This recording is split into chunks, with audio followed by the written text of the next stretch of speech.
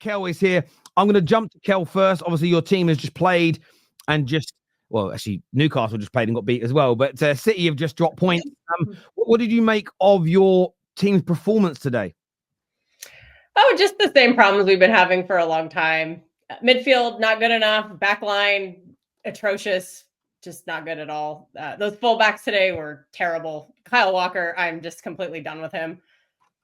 He is struggling majorly. I think he was the reason they scored both goals because he just had to play that one guy onside, and then he did nothing on that corner. So unfortunately, he's finished, but unfortunately, he's the only player available, so he has to keep playing every game.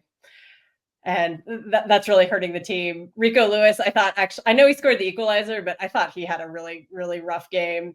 He is just too little, and he's getting physically just bullied and manhandled every single game, and it's really hard to watch. And then that midfield again was just putting soft, so easy to cut through.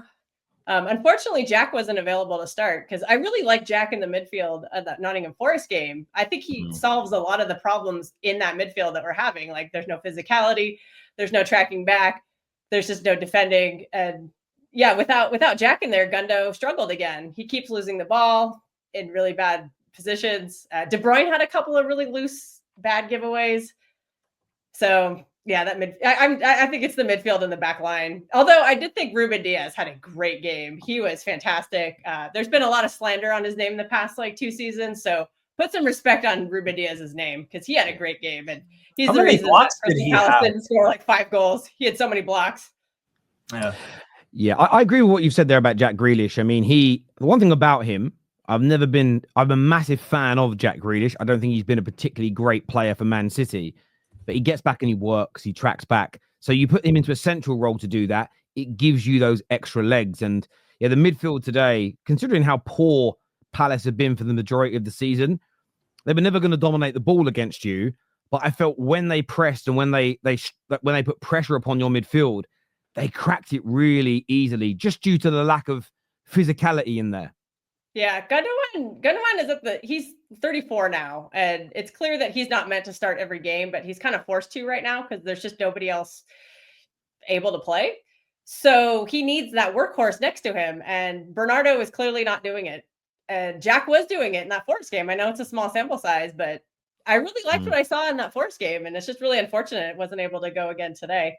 So yeah, maybe we'll get it back for the derby. I'm not sure, but that's what we need. We need Jack in that midfield because he does a lot of dirty work that you just don't see on the stat sheet.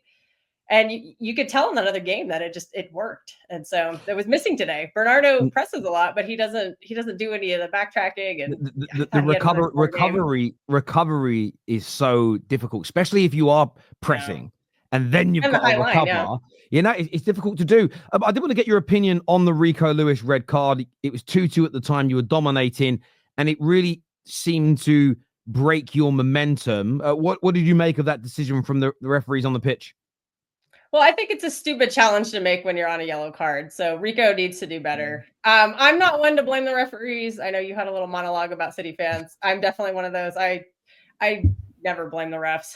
It's always on the team. So Rico needs to be smarter there.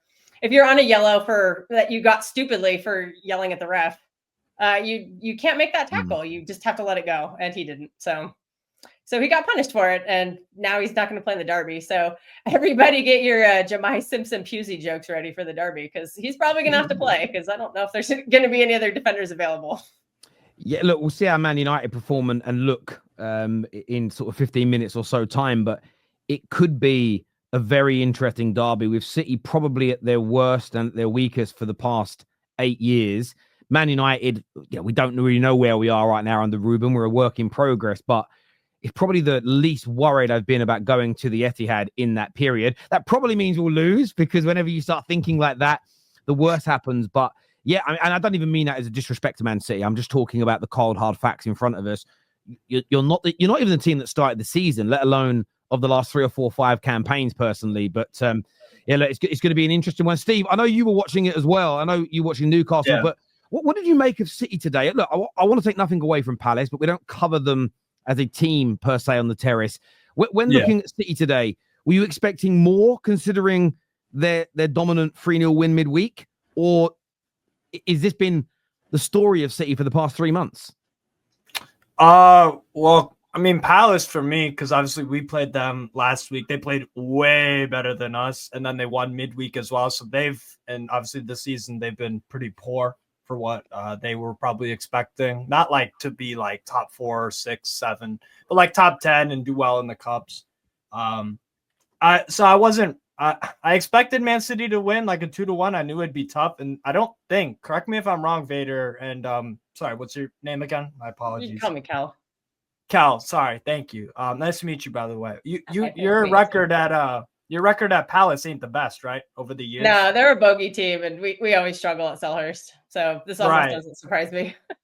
Right. So I did, however, kind of expect like a narrow win sort of thing. But I thought the opening like 20, 25-ish. I was looking at both teams. I'm like, Palace look way more comfortable on the ball. They look more organized. I thought like you had momentum at certain parts of the game, but you're right. The Rico Lewis second yellow, which you're right. It was a stupid challenge to make. I don't think it's necessarily a yellow, but you can't do it when you have one yellow, though. That was my point. Like Rico needs to be smarter.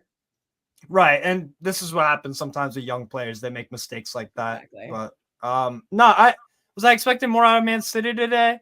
Not really, but I did expect them to find some sort of way to win. But Palace have been their performances, relatively speaking, been picking up. So I wasn't really. I was underwhelmed.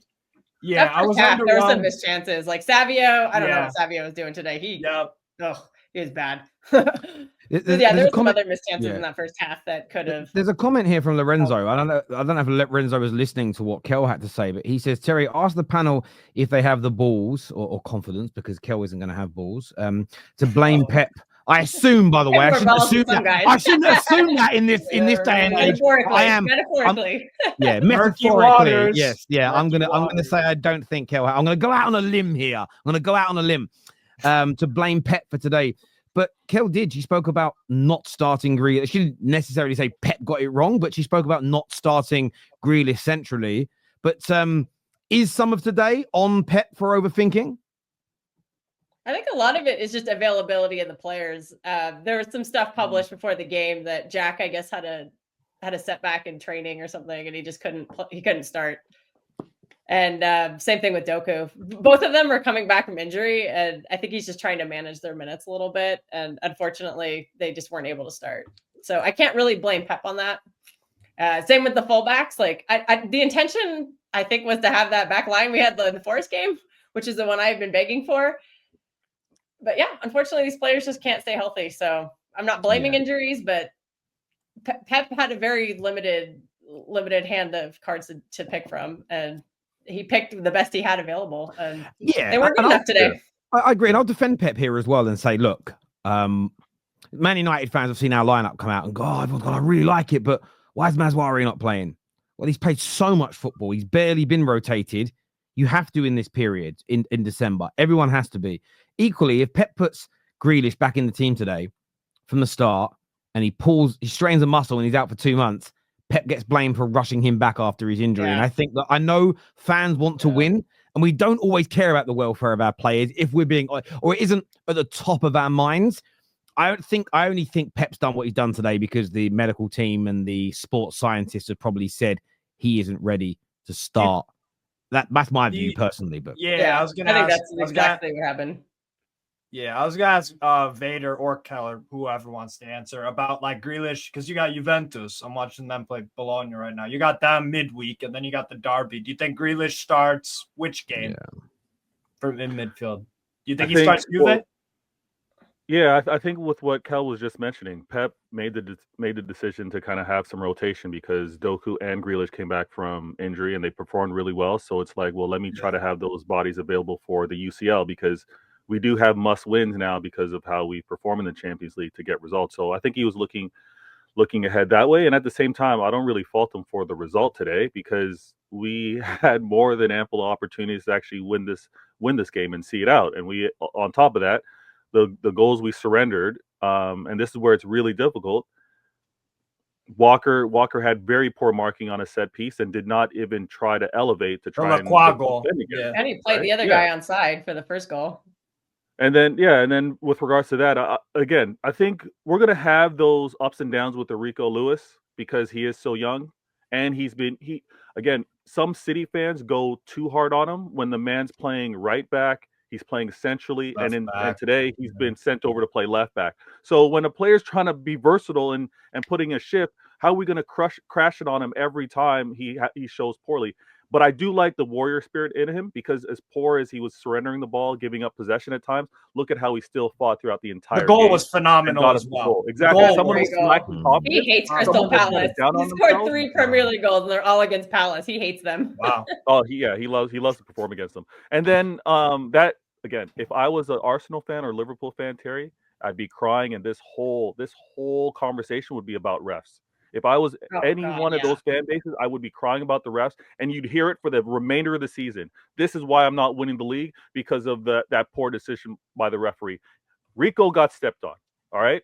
We as City fans, we're going to see it. We're going to move on because we know that it's going to all balance out. But this game, playing down to 10 men, it really hurt us in trying to get a win.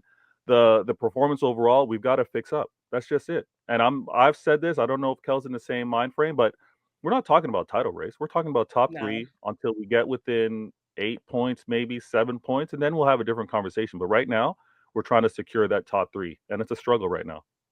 I think we're allowed an off year too. We just won 4 titles in a row, which literally no other club in the entire history of the Premier League has done. Like, we're allowed an off season. It's okay. We are allowed an off season, but we are the sheriffs of the league right now because we've got to prevent Liverpool from winning their 20th, right, Terry? We've been doing the dirty business for you guys, trying to keep Liverpool off. They can do their dirty work themselves. We've been the sheriffs as well, keeping Arsenal fans from piping up. So Arsenal if we're going to have an off Arsenal need to do their own dirty work.